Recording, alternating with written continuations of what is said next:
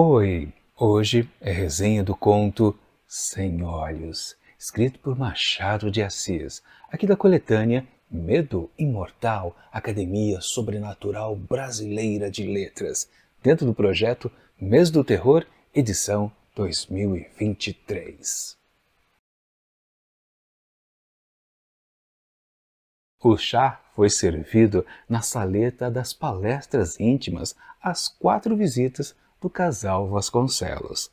Eram estas o Sr. Bento Soares, sua esposa, Dona Maria do Céu, o bacharel Antunes e o desembargador Cruz. A conversa, antes do chá, versava sobre a última soirée do desembargador.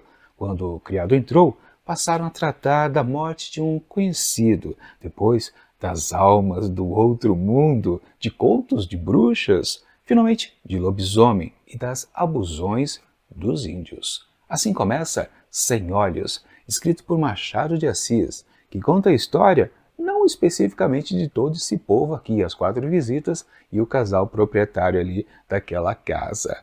Na verdade, quem chama mais atenção aqui é o desembargador Cruz. É dele que a história tem mais sentido, digamos assim, embora aconteça uma outra história dentro. Sim, aqui temos mais uma vez aquela famosa, típica história moldura.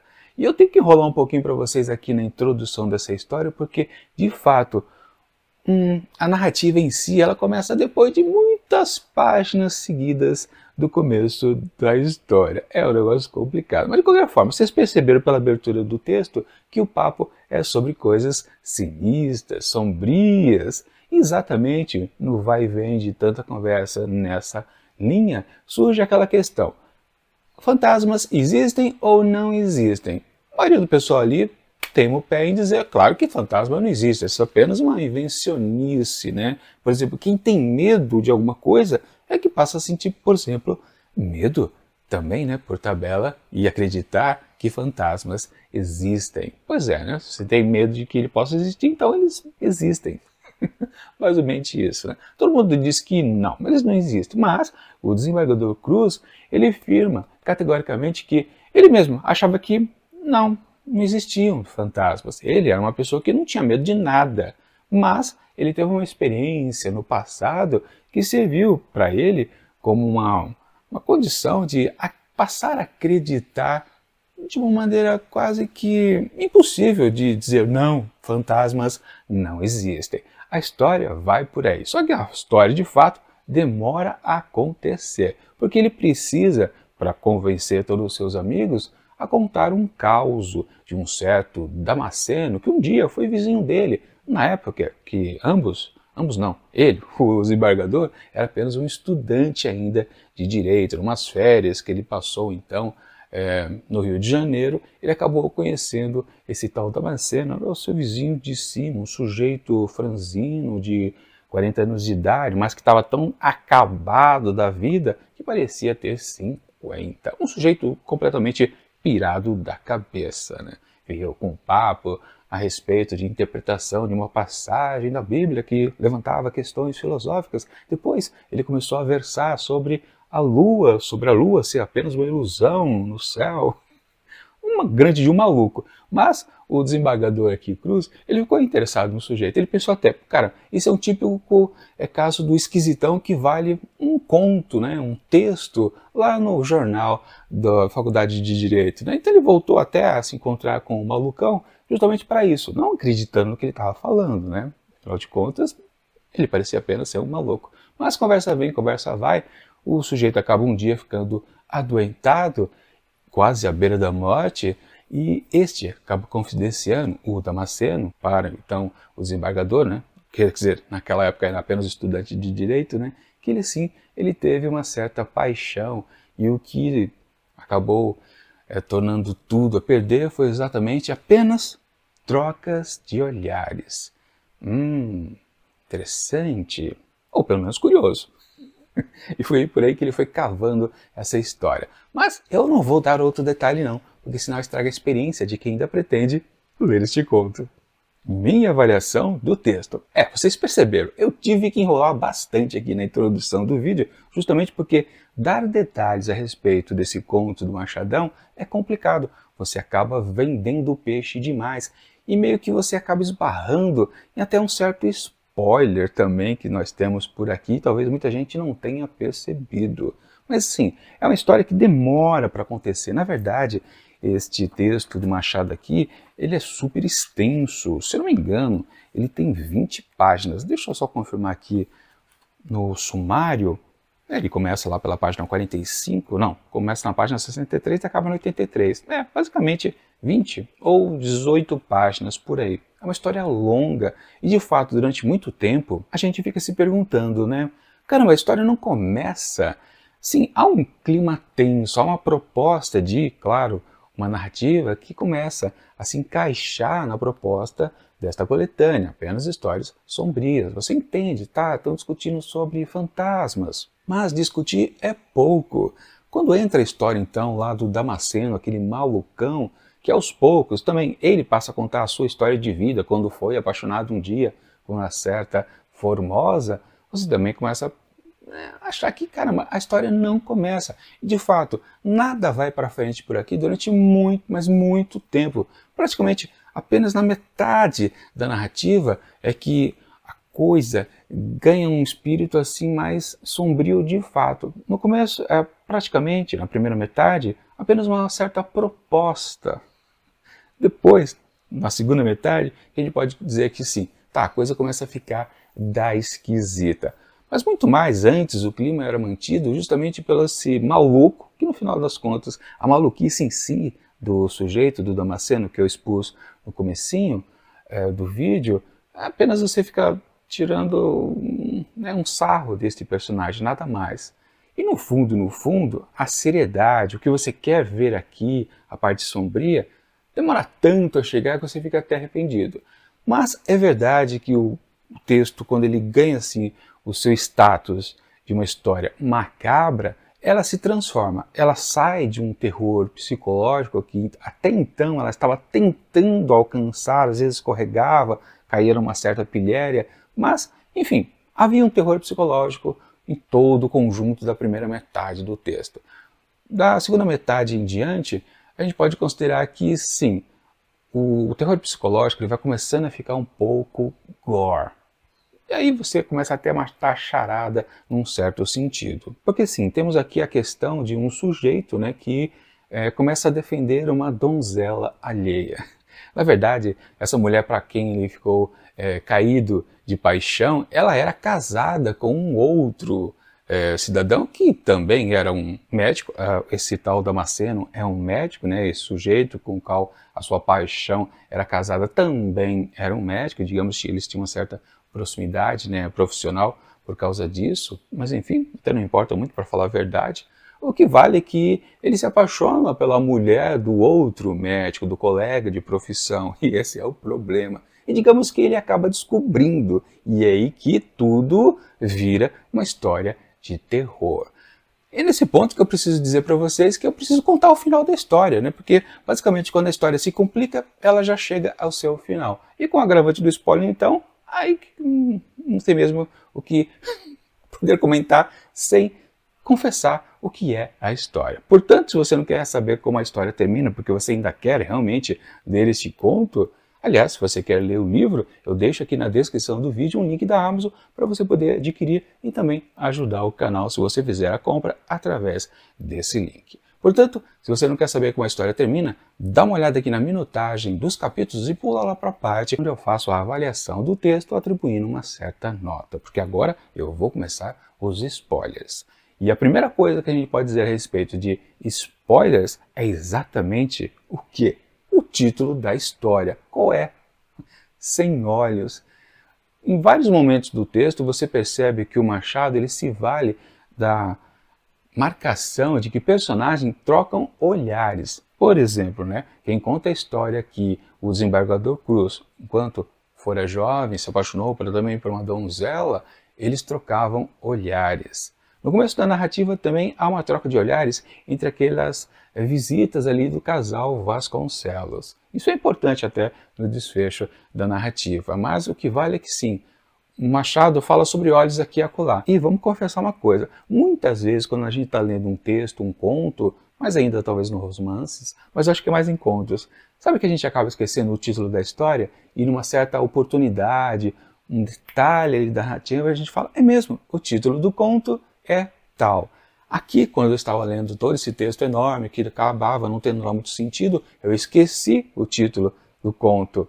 Mas, quando entrou um certo detalhe, eu falei, é mesmo, a história se chama Sem Olhos. E aí que a história se transforma num gore, porque justamente, qual é a coisa que é dada em spoiler através do título? Sim, há um crime para cima da donzela, claro, e ela é vítima do seu então marido, que nem é dito o nome dele, mas parece que é André, uma coisa assim, né?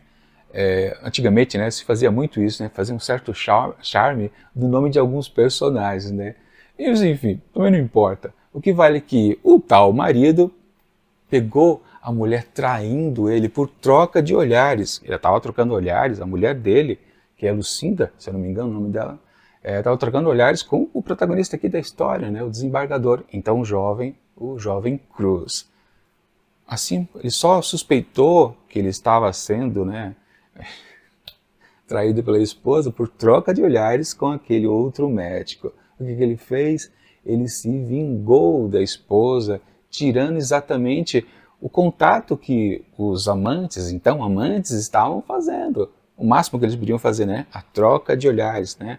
Aquela coisa que eles estavam íntimos de alguma forma. O que ele faz? Arranca os olhos da esposa. A parte completamente gore aqui desta narrativa. Quando chega esse momento, realmente a história fica interessante. Mas no fundo, isso não salva todo o texto aqui do Machadão, porque não consegue dar força àquele bando de parágrafos e mais parágrafos, de uma sustentação de uma história que ali no seu terror psicológico não era suficiente para empolgar. Claro que quando chega essa passagem dele fazer essa maldade com a própria esposa, você fala, tá, a história ganhou um grauzinho a mais interessante para quem está querendo curtir uma história de horror, de terror e por aí vai. Mas isso não salva o texto com certeza. Mas aí você pode se perguntar, mas peraí, como assim? A história estava sendo vendida no começo